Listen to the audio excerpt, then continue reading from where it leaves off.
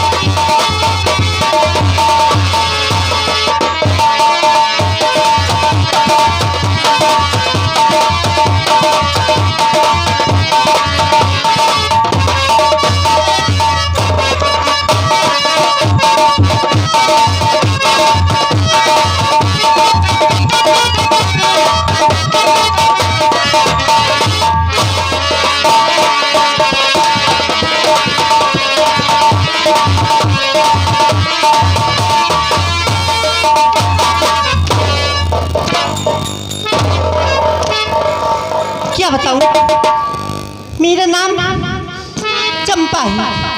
मैं एक तवायफ हूँ, लेकिन कुछ दिन से ना मेरे कोठे पे कोई आता ही ना तो कोई जाता ही। एक एक रुपये के लिए मैं तरस रही हूँ।